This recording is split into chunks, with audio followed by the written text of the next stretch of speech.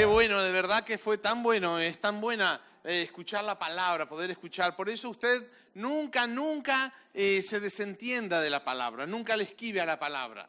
Porque siempre Dios está hablando a través de la palabra. Algunos dicen, ¿cómo me gustaría oír la voz de Dios o escuchar algo de Dios, la voz de Dios?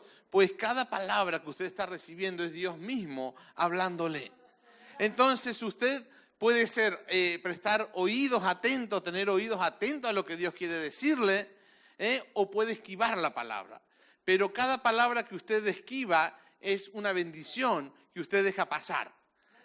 Entonces, cuando venga una palabra para usted y usted vea que esto le va a dar en la diana a usted diga, me dolió, pero has dado en el blanco. Y cuando la palabra viene, no es para lastimarle, dejarlo herido, ni mucho menos, sino para que usted pueda poner manos en el asunto. Es como cuando usted va al médico y el médico le dice, mira, usted le dice, ¿qué te pasa? Usted le dice, bueno, me encuentro así, me encuentro así, me duele esto, me duele otro. Y le dice, mira, tómate esto a tal hora, 3 veces al día, y esto. Usted llega a casa y le dice, mira, el médico me dio esto, pero ¿para qué voy a la farmacia? Si igual esto se me va a pasar enseguida. Y la cosa no pasa. Después el médico va a decir, lo llamará de nuevo y dice, ¿qué? ¿Hiciste lo que yo te dije? Y le digo, no, es que no me funciona. Lo que usted me dio no le puede decir, no me funciona. No, porque usted no lo tomó, no lo puso en práctica. De la misma manera la palabra viene para que usted la tome, la obedezca, la ponga en práctica y empiece a ver los resultados, los cambios que Dios tiene para cada uno de su vida, para su familia, para su economía, para cada uno. Así que ¿cuántos van a escuchar? Desde ahora en adelante escuche cada palabra del pastor, de la pastora, de los líderes, de los que están predicando, de las enseñanzas. Gracias, Arnau. No sé dónde se me mete está allá. No, es que te busco con la barbita y no te encuentro. Píntate así con el rotulador para... Pero las enseñanzas. Estos son altares. Hoy vamos a estar hablando acerca de la importancia de poder meter, o la necesidad de poder meter al Espíritu Santo en los hogares. Necesitamos al Espíritu Santo más que nunca en nuestra casa. Dígale a su marido, a su esposa, al vecino, necesitamos al Espíritu Santo más que nunca en nuestra familia, en nuestro hogar, en nuestra casa. ¿Por qué? Porque el Espíritu Santo le da sabiduría. El Espíritu Santo le da sabiduría. Si hay problemas en el matrimonio, el Espíritu Santo le da la sabiduría para poder arreglar estos problemas en el matrimonio. Si los hijos, como hoy venía el pastor, se ponen rebeldes a cierta edad, antes eran a los 15, 14, 15, 16 años, que era la adolescencia. No sé si es antes, porque a los 10 ya también veo que se ponen rebeldillos ya, se van creciendo. Y las niñas con un carácter salieron al carácter de mi esposa. Porque... No, pero sí, nacen con un genio. Y yo le digo a mi mamá, ¿cómo hacían ustedes? Porque educaste a 5, criaste a 5. Y con el carácter, ¿cómo nos hacían para formarnos? Y me acordaba cómo lo hacía, sacaba enseguida tenía una puntería en las chancletas, lo que sea. Y decía, pasa que no te voy a pegar. Pasa que no te voy a pegar. Y nosotros tontos que pasábamos. Pasábamos y nos llevábamos una. Pero bueno, bendito chancletazo. Bendito chancletazo, que nos formó también. Porque la disciplina no es para siempre castigar y tener ahí en un rincón con miedo, con temor. No, la disciplina viene para capacitarte para subir a un nuevo nivel. Por eso la palabra dice que en la traducción dice, Dios al que ama castiga, pero realmente es disciplina. Te disciplina porque una disciplina es distinto que el castigo.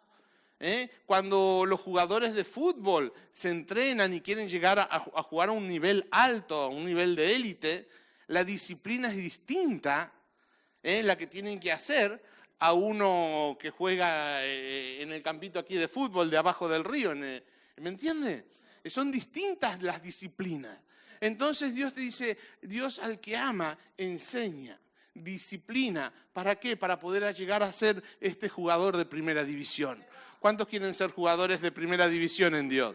Yo quiero ser un jugador de primera división, de fe, un padre ejemplar, quiero ser un marido ejemplar, quiero ser un hombre que deje trascendencia, que deje legado aquí en la tierra.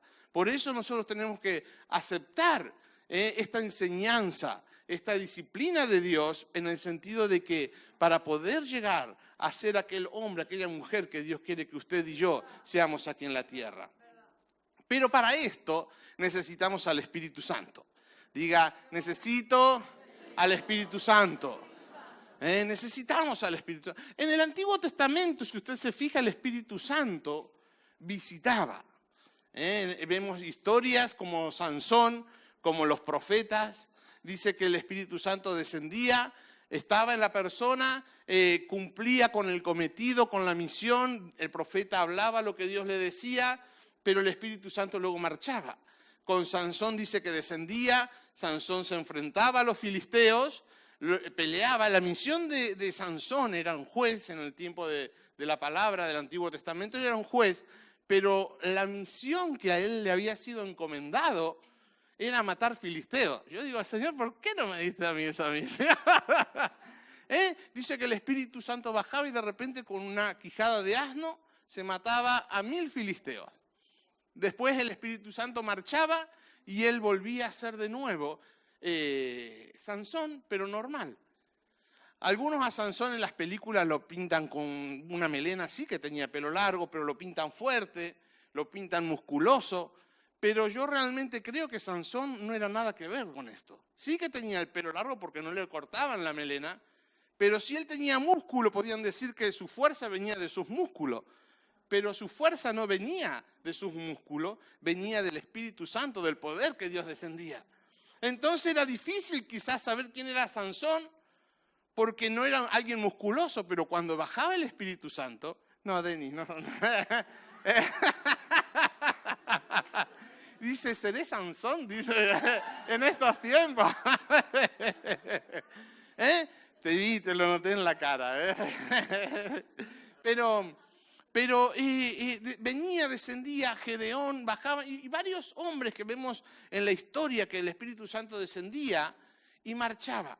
Y resulta que el Espíritu Santo cumplía con el cometido, o sea, con las personas, le hablaba, le decía, cumplían y marchaba. Pero la diferencia de hoy en día en el nuevo pacto con Cristo Jesús no es el Espíritu Santo no baja y desciende para visitarnos, sino que el Espíritu Santo descendió para morar dentro nuestro. Y esta es la diferencia del Antiguo Testamento. El Espíritu Santo venía, visitaba. ¿Y cuál es la diferencia entre visitar y morar? Que una visita viene por un momento. Una visita tiene un horario de llegada y un horario de partida. Una visita, cuando está visitando, que usted va a visitar a alguien, usted no se pone a moverle los muebles de la casa a las personas. No, mira, esto me gusta aquí, te lo voy a poner aquí, esto aquí, allá. ¿Se imagina? Sería que usted me invite a su casa y yo le muevo todos los muebles. No me invita más. ¿Me entiende? Pero ahora el Espíritu Santo en el nuevo pacto dice que Él viene con sus maletas a instalarse. Él trae sus llaves para entrar dentro de usted y hacer una morada. ¿Para qué? Para realmente transformar nuestras vidas por completo. Y esta es la importancia de poner al Espíritu Santo. Y hay una historia muy conocida en 2 de Samuel. Hoy le he titulado El Espíritu Santo en la familia. 2 de Samuel, la otra vez estuvimos hablando de esta historia y es Obed-Edom. La historia la conocemos, sabemos que David, el rey David, dice que supo que el arca del pacto, el arca de la presencia, donde estaba la presencia de Dios, el arca del pacto, era donde vivía la presencia de Dios en el Antiguo Testamento, simbolizaba la presencia de Dios como hoy simboliza hoy el Espíritu Santo en nosotros. Era el arca del pacto, ahí estaba la presencia de Dios y dice que había sido robada y David dice, hay que ir a buscarla. Entonces hace un comité de rescate del arca, envía, pero lo hace mal, no lo hace como Dios lo había ordenado. Dios lo había ordenado que el arca del pacto lo tenían que cargar los sacerdotes. y lo tenían que llevar en sus hombros. ¿Por qué? Porque Dios siempre quiso estar encima nuestro. Su presencia, Él quiso que su presencia esté encima nuestro y que nosotros podamos llevar su presencia. Dios quiere estar con nosotros hoy en día. Hoy quiere que realmente el Espíritu Santo habite dentro nuestro. Por eso es la importancia del Espíritu Santo en nuestra familia, en nuestro hogar, en nuestra vida. Yo digo que familias ungidas hacen iglesias ungidas. ¿Me entiendes? Si queremos una iglesia ungida, poderosa, nosotros tenemos que levantar altar en nuestras casas. Entonces las familias ungidas hacen iglesias ungidas. Y Dios había dicho que los sacerdotes tenían que traer el arca en sus hombros y Él mandó bueyes. Entonces dice que los bueyes la pusieron encima de los bueyes y cuando lo traían el arca se tambaleó y parecía que se caía y uno de los servidores fue a tocar el arca, Usías se llamaba, y dice que cayó muerto. Entonces David al ver este panorama dice alto, paremos el rescate del arca. Dice esto no puede, si una persona murió yo no quiero que otros mueran. Dice, vamos a dejarla en aquella casa que vemos allá. Y era la casa de Obed-edom.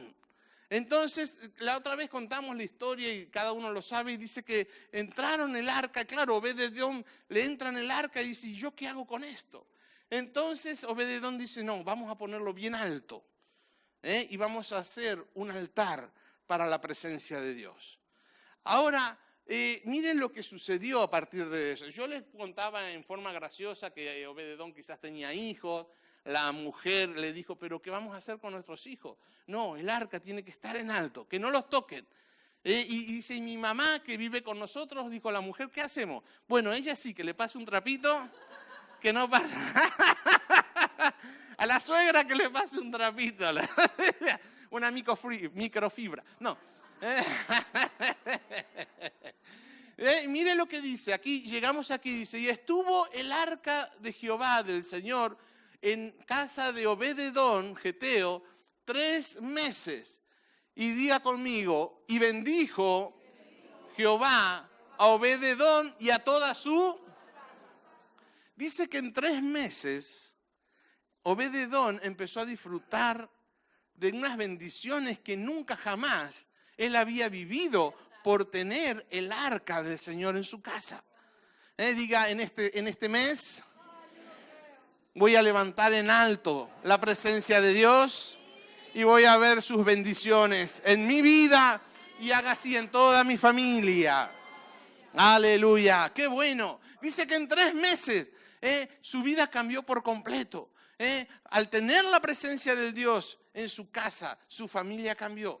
Al tener la presencia de Dios en su casa, su economía, sus campos, sus ganados, todo lo que tenía, empezó a prosperar. Pero la cosa no quedó ahí. Mira el siguiente versículo. Dice, y fue dado aviso al rey David, diciendo, el Señor ha bendecido la casa de Obed-edom y todo lo que tiene a causa del arca de Dios. Entonces David fue y llevó con alegría el arca de Dios de la casa de Obed-edom a la ciudad de David. Amén. Así que aquí vemos, dice que David se enteró de lo que pasaba y dice, wow, yo lo quiero eso también para mi casa. Sí que lo hice mal, lo de los bueyes, vale, pero voy a mandar gente especializada, voy a mandar a los sacerdotes, pero yo no me voy a privar de la bendición de Dios en mi casa. Y hoy quiero puntualizar quizás o hacer una pincelada que muchas veces una mala experiencia que tenemos en la vida nos prohíbe de disfrutar de las bendiciones de Dios. Porque David tuvo una mala experiencia y vio la mala experiencia con Usías y dijo, no, yo no lo quiero esto, mándenlo a la casa de Obed-edom. Y a veces una mala experiencia de nuestra niñez, una mala experiencia en la iglesia con algún hermano o con alguien, nos prohíbe o nos priva de disfrutar de las bendiciones. de Dios para nuestra vida. Entonces David dice que metió mano en el asunto y cuando lo solucionó el tema del transporte, dijo, yo esto lo voy a llevar. Lo que Obed-Edom tiene en su casa, lo quiero yo en mi casa. Lo que Obed-Edom tiene en su economía, lo quiero yo en mi economía. Lo quiero yo en mi ciudad, lo quiero yo en mi nación. Lo quiero yo ver manifestado también. Así que David llevó el arca de Dios a la ciudad. Y ahí vemos que realmente Dios empezó a bendecir al pueblo. Pero lo que yo quiero hablarle es lo importante o la importancia de traer al Espíritu Santo en nuestra casa, en nuestro hogar. Que nuestra casa sea un altar al Señor. Y una de las cosas es, usted puede decir, Joel, vale, pero ¿cómo puedo hacer yo construir un altar o cómo puedo hacer que el Espíritu Santo venga a mi casa? Y aquí hay una de las claves, apúntelo si está apuntando. La respuesta es, debo hacer un altar al Espíritu Santo en mi casa, a Dios. Debo hacer un altar. Altar significa poner en alto, elevar, algo elevado, algo elevado. Y cuando nosotros elevamos y ponemos a Dios por encima de todo, nosotros estamos haciendo un altar. Cuando la familia pone a Dios por encima, el matrimonio pone a Dios por encima del matrimonio, usted está levantando un altar a Dios. Cuando usted pone a Dios, recién pasamos la ofrenda, y esto es poner a Dios por encima. Cuando usted entra en pacto con Dios, en diezmo y ofrenda, usted está poniendo a Dios por encima y usted está levantando un altar en sus finanzas, en su economía. Por eso hay bendición. Dice que Obed-Edom hizo un altar y lo puso a Dios y todo empezó a ser bendecido. Cuando ponemos a Dios en alto, hay bendición. Y en el altar antiguamente dice que se levantaban y se formaban con piedras, se elevaban piedras, se ponían y encima había la ofrenda, el holocausto para Dios o quizás para otros dioses paganos. Y mira, vamos al siguiente versículo que te di, por favor, Cris, en Levítico. Y aquí Dios dice, el fuego arderá continuamente en el altar. Vamos todos juntos y digamos, no se apagará. ¿Cuál era uno de los mandatos? Que el fuego debía arder continuamente en el altar. Lamentablemente el fuego en muchas de las familias ya no arde, está apagado. Y cuando el fuego se apaga, deja de haber luz. No hay luz, el matrimonio no tiene luz, las familias no tienen luz. Por eso hay discusiones, por eso hay peleas. Por eso hay rencillas, por eso hay falta de perdón. Cuando no hay luz, hay oscuridad. El fuego es luz, el fuego es calor. El otro día hablamos del fuego, yo me acuerdo en Reconquista y les contaba, yo en Argentina, en el norte de Argentina, fuimos a vivir, cuando papá fueron a abrir una obra misionera, a una casa que no había ni luz, no había ventana, no llegaba la luz, no había nada ahí. Y nos alumbrábamos con un farol de querosén o de aceite era. Y teníamos un fuego tierra. Y siempre sucedía que estábamos ahí bajo la luz, bajo el fuego, que alumbraba, nos daba calor, y empezaban a hablar de espíritus, de demonios, de miedos, cosas así que habían visto pastores, experiencias que habían vivido, y estábamos todos acurrucaditos. Y de repente decía a mi papá, Joel, ve a buscar leña, que la leña quedaba en la otra punta, había que cruzar todo un pasillo por afuera, y al fondo en el baño a la derecha quedaba la leña. Y estaba al fondo. Y claro, uno iba, la única luz que podía ver era la luz de la luna o las estrellas si alguna luz alumbraba. Y uno iba corriendo rápido y cogía lo que sea. Y volvía, ¿por qué? Porque uno tenía miedo, la oscuridad te confunde, la noche me confunde. Tú sabes que la noche me confunde. No, bueno, se ríen porque algunos saben de qué va. Pero la noche, la oscuridad da miedo a veces. Bueno, no a veces, casi muchas veces. Porque uno trae incertidumbre, trae inseguridad, trae desconfianza. Por eso cuando el fuego del altar, el fuego del Espíritu Santo se apaga en el hogar, en la familia, entra la oscuridad. Y la oscuridad trae desconfianza, inseguridad, trae problema. Pero qué bueno que cuando hay fuego, hay luz. Cuando hay fuego, hay calor. Cuando el Espíritu Santo está reinando en un hogar, en un matrimonio, hay amor, hay paz, hay gozo. Y no hay conflicto, sí hay conflicto. Pero el Espíritu te da la sabiduría para arreglar estos conflictos. Para, como decía, para enseñar a los hijos, a los niños a crecer en sabiduría, en gracia, en amor, en temor de Dios, en obediencia a Dios. Por eso es tan necesario el Espíritu Santo en nuestras casas, en nuestros hogares. Y usted me dice, Joel, está bien, pero ¿cómo hago para meter al Espíritu Santo en mi casa? Y vamos al otro pasaje, mire, en esta versión, Deuteronomio capítulo 11, versículo 18. Aquí hay el primero, dice, por lo tanto, comprométete, dice. Por lo tanto, comprométete de todo corazón a cumplir estas palabras que te doy. Primero, compromiso. Diga, debo comprometerme. ¿A qué? A dejar que el Espíritu Santo sea lo primero en nuestra vida. Al escuchar la palabra de Dios y al cumplir la palabra de Dios. Dice, por lo tanto, comprométete de todo corazón a cumplir estas palabras. La palabra de Dios. Que te doy, átalas a tus manos y llévalo sobre la frente para recordarla. El otro día estuvimos hablando cómo la mujer del flujo de sangre tocó el manto del Señor. Y es porque Dios le dijo, háganse franjas en los vestidos. Háganse franjas y apunten, anoten versículos de las palabras de la Torá en estas franjas, en estos lazos que se hagan. Y dice que la mujer cuando tocó el manto de Jesús, no es que solamente tocara el manto, sino que tocó la palabra de Dios. Ella tocó la palabra de Dios. Por eso en Números y en Deuteronomio, Dios le dice, dile a los hombres que se hagan franjas, que se hagan lazos, que se hagan tiras y en la punta que se aten versículos para recordar que la palabra de Dios está con ellos. Lo tenían que llevar en la frente, lo tenían que llevar en todos lados, incluso en la ropa misma. Y la mujer dijo, si yo toco, no el borde, porque un borde no tiene, pero ella supo que había poder en la palabra de Dios.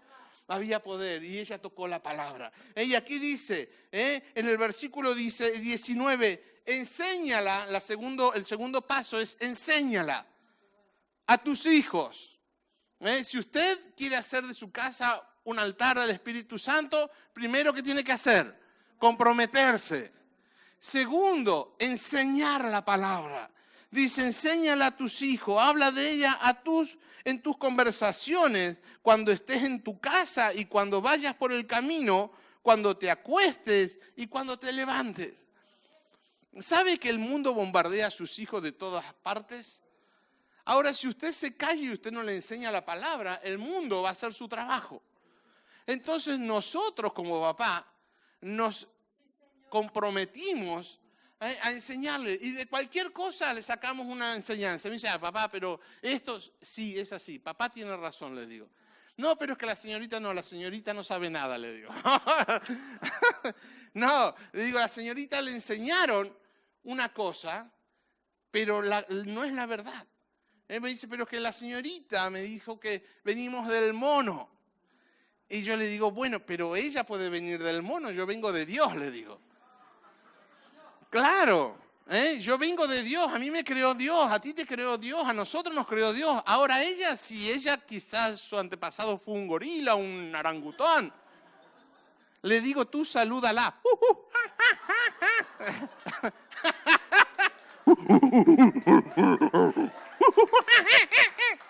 Tú dile así, a ver qué te dice.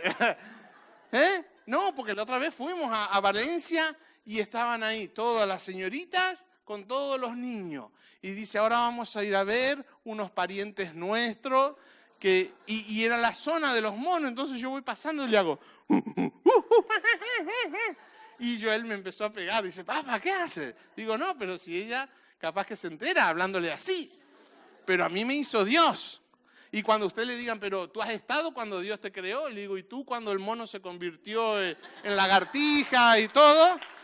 Claro, hay que ser sabio.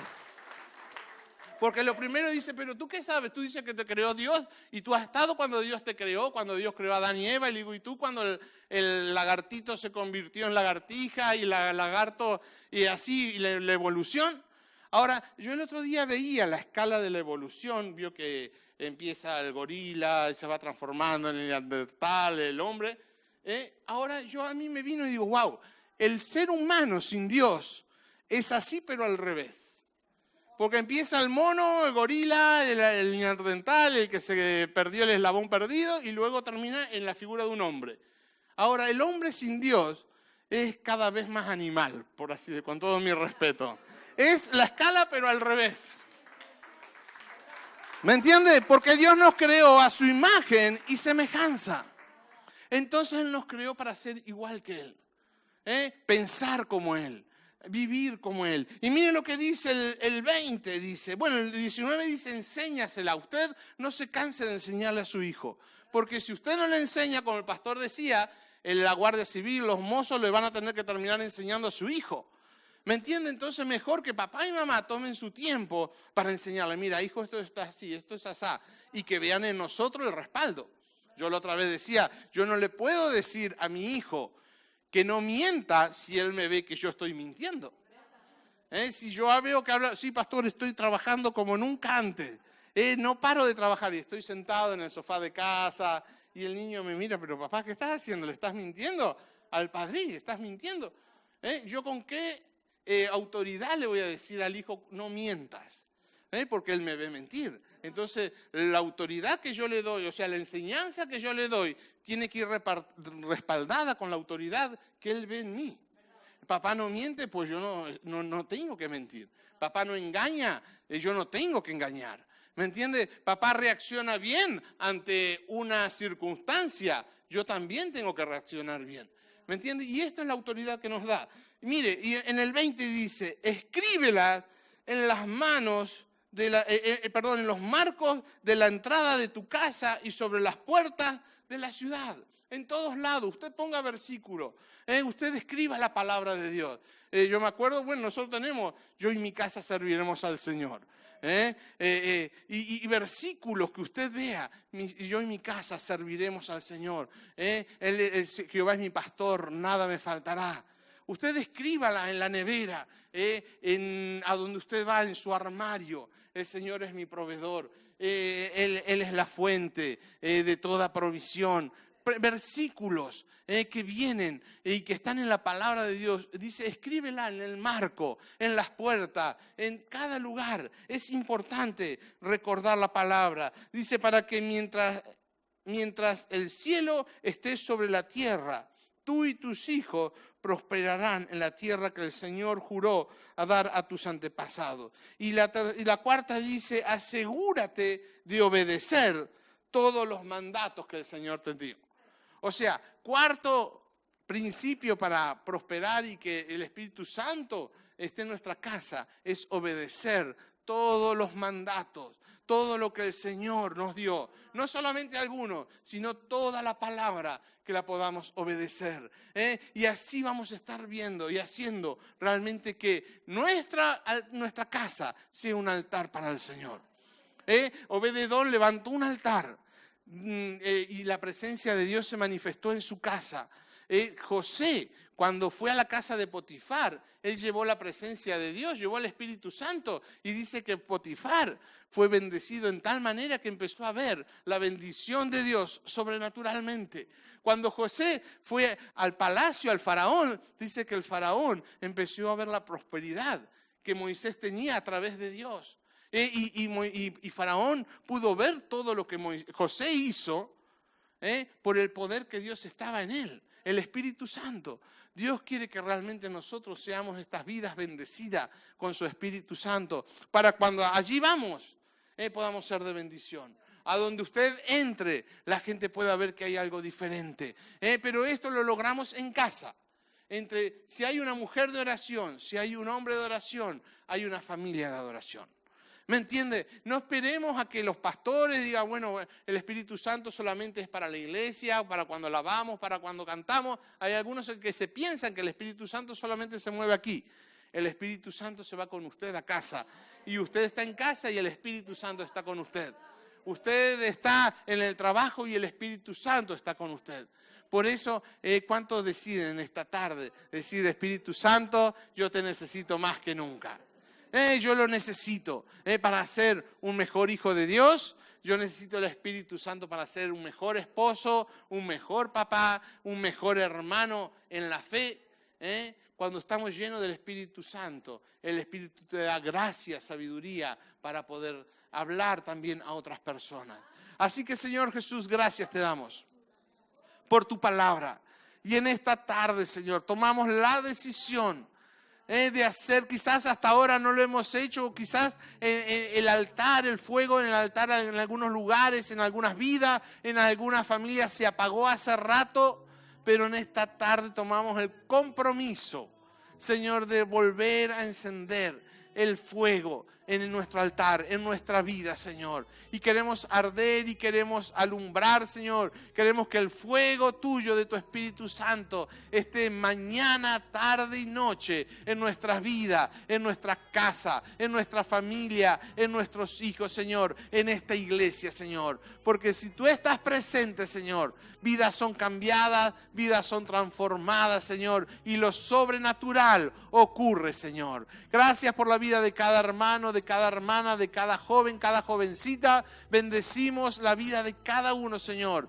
Y deseamos, Señor, y deseo de todo corazón que tomen la decisión, el compromiso de ser lleno de tu Espíritu Santo. En el nombre de Jesús. Amén, amén y amén. Dios les bendiga.